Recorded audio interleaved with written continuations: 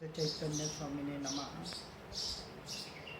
ओम नमः। शुरुआत में जो रोज प्रार्थना बोलते हैं बोले।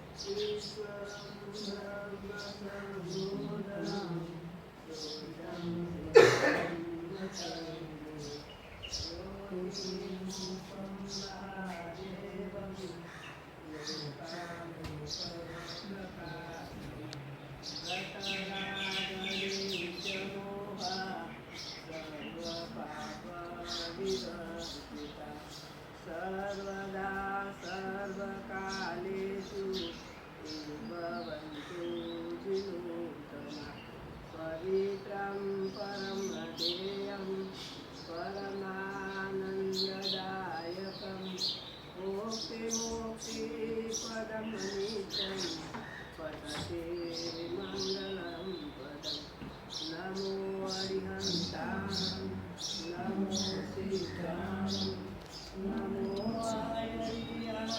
दासी बोलो नमो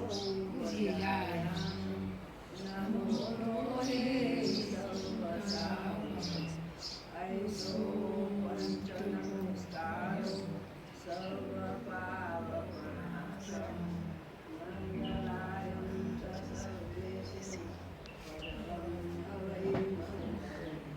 ओंकारबिन्दु संयुक्तं नित्यं ज्ञानयोगिनं कामदं मोक्षदं चैव ओंकाराय नमो नमः।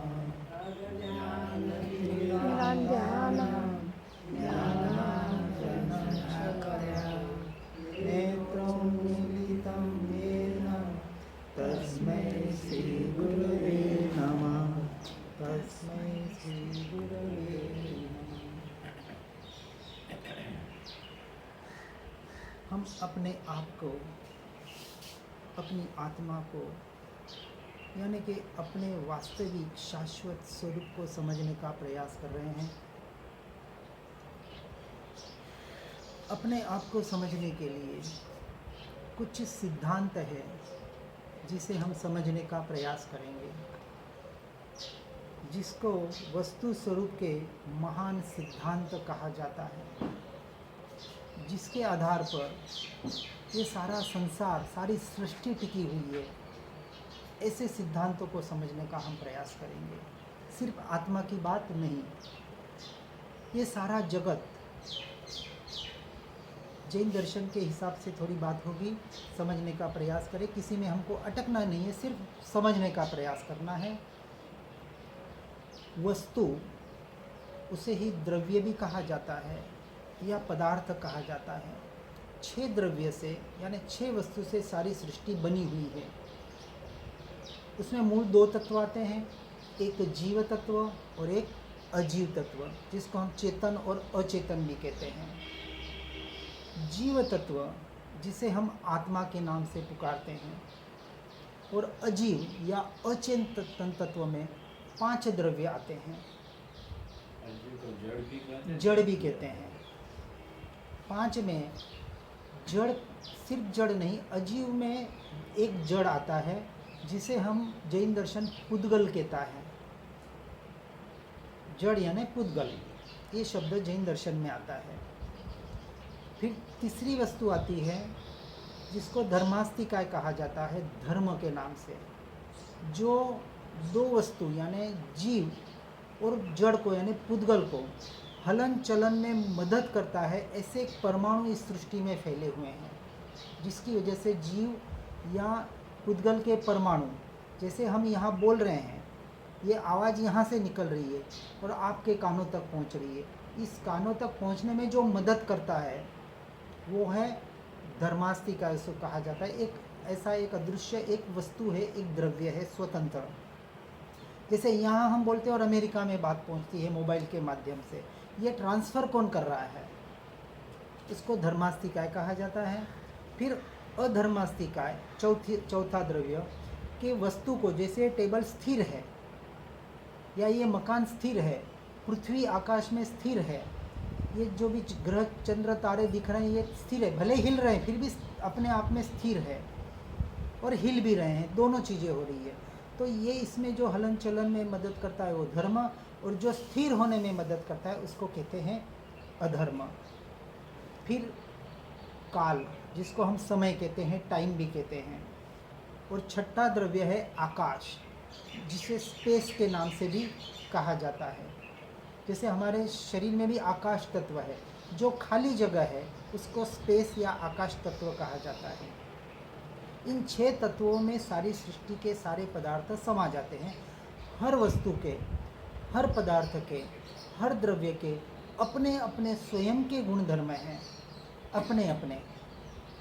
तो इस सिद्धांत के आधार पर हम कुछ सिद्धांतों को समझने का प्रयास करेंगे।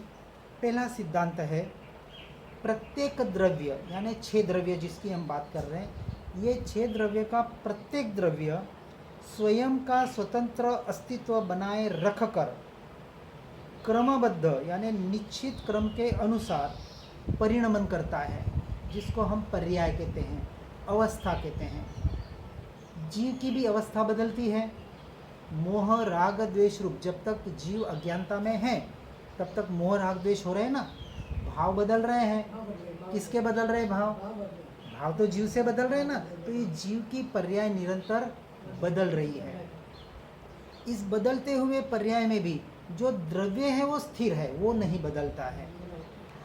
उसी तरह ये जो बाहर पुद्गल का, जड़ का परिणमन हो रहा है, जिसको हम कर्म कहते हैं, कर्म आ रहे जा रहे हैं, नए आते हैं, पुराने जाते हैं, तो ये सारा परिणमन हो रहा है। ये किसके आधार पर हो रहा है?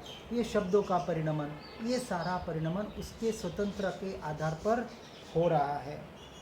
एवं परिणमन उपादान की योग्यता के अनुसार होता है और उसमें निमित्त का कोई योग नहीं होता है। ये यदि एक एक सिद्धांत समझ में आ जाए तो वास्तविकता समझ में आ सकती है, और जीव उस निराकुल अवस्था तक, जहाँ कोई आकुल व्याकुलता नहीं होती है, उस अवस्था तक पहुँच सकता है। जब ये पता चला, अब हम विशेष 2 द्रव्य की यदि बात करें, एक जीव तत्व और एक जड़ तत्व, जो 2 तत्वों का परिणमन यहाँ हम कहते हैं स्वतंत्र हो रहा है। यानी आत्मा इस जड़ का, यानी मन वचन काया का एक भी कार्य नहीं कर सकता, और मन वचन काया आत्मा के एक भी क्रिया को, एक भी कार्य को नहीं कर सकते। अब आत्मा का कार्य क्या है? जैसे हमने बताया, ज्ञान दर्शन चारित्र, जो उसके 3 गुण हैं, उसके माध्यम से, ज्ञान से आत्मा निरंतर जानने का काम कर रहा है, दर्शन गुण के माध्यम से आत्मा निरंतर देखने का काम कर रहा है, जिसको हम ज्ञाता दृष्टा भाव कहते हैं, साक्षी भाव कहते हैं। ठीक है। और तीसरा गुण है चारित्र गुण। चारित्र गुण के माध्यम से जिसको आत्मा जानता है और देखता है, उसमें वो स्थिर होता है। स्थिर होने का काम ये चारित्र गुण करता है। आज दिन तक हमने पर को जाना, पर को देखा, इसलिए पर में स्थिर हुए। जब हम इसी बाहर जाते हुए उपयोग को स्व में लाएंगे, स्व को जानेंगे, स्व को देखेंगे, तो ऑटोमेटिक स्व में स्थिर होते जाएंगे। ये पूरा एक सिद्धांत है। और ये जो सारा परिणमन हो रहा है, जिसे हम पर्याय कहते हैं, चाहे जीव का परिणमन हो, चाहे जड़ का परिणमन हो, क्रियाएं बदल रही है। अब जैसे हम देखते हैं, जो बचपन का शरीर था वो आज है हमारा नहीं है, तो ये शरीर की पर्याय, जड़ की पर्याय निरंतर बदल रही है। जैसे हमने कल देखा, एक क्षण में, ये साइंस ने प्रूव किया है कि 1 सेकंड में आपके शरीर के परमाणु, जिसे हम इलेक्ट्रॉन, प्रोटॉन, न्यूट्रॉन कहते हैं, 50 से 60 हज़ार बार बदल रहे हैं। इट चेंजेस इट्स फॉर्म, ऐसे कहा जाता है। तो 6.5 से 7 साल में आपका पूरा शरीर अंदर से बाहर पूरा बदल चुका होता है, उसके परमाणु बदल चुके होते हैं। इस अपेक्षा से कहा गया कि क्षण क्षण हम मर रहे हैं, शरीर मर रहा है, लेकिन वहाँ हमारी दृष्टि नहीं जा रही है। ये तो हुई शरीर की बात। इसी को श्रीमद जी ने कहा, क्षण क्षण भाव मरणे कहा अहीं राची रहे हो। अब ये तो शरीर की मरण की हुई, ये जो भाव मरण की बात हुई, ये आत्मा के मरण की बात हुई। आत्मा के जो भाव है, और आत्मा जब अपने भावों को पर से जोड़ता है, पर द्रव्य में जोड़ता है, तब वो उसका भाव मरण कहलाता है, क्योंकि वहाँ वो कर्म का बंध कर रहा है। अब ये इस भाव मरण से बचने के लिए अपने बाहर जाते हुए उपयोग को, बाहर जाते हुए भावों को, बाहर जाते हुए ध्यान को क्या करना है? अपने भीतर कन्वर्ट करना है। काम इतना ही करना है। तो पुरुषार्थ क्या करना है? पुरुषार्थ क्या करना है? हाँ, स्व में रहने का, कुछ निकालने का नहीं। हम पुरुषार्थ कहाँ कर रहे हैं? मन को कैसे कंट्रोल करूं, कर्म को कैसे निकालूं, राग द्वेष को कैसे निकालूं, गुस्से को कैसे कम करूं।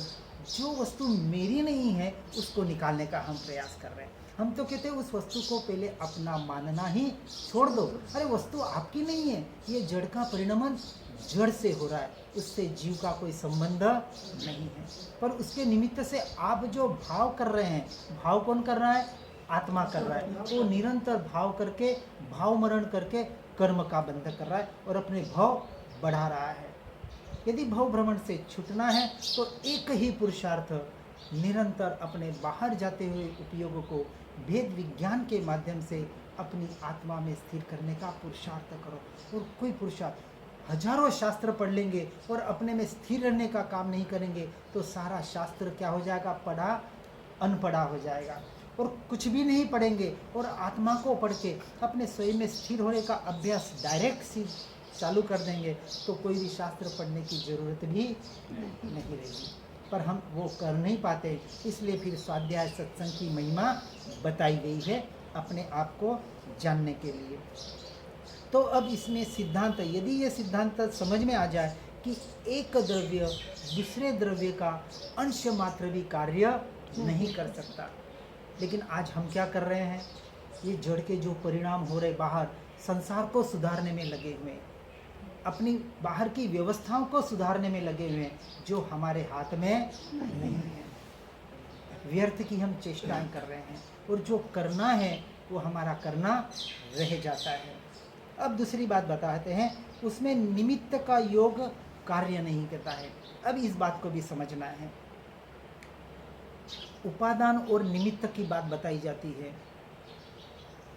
हम जनरली दोष निमित्त को देते हैं ना। जैसे आपको ठोकर लगती है, किसको दोष देते हैं? पत्थर से ठोकर लगी तो या तो पत्थर को दोष देंगे या पत्थर रखने वाले को। बेवकूफ़, पता नहीं पड़ता है लोगों को, रास्ते में पत्थर रख देते हैं। अरे दोष किसका था? अपना था, क्योंकि हम देख कर नहीं चल रहे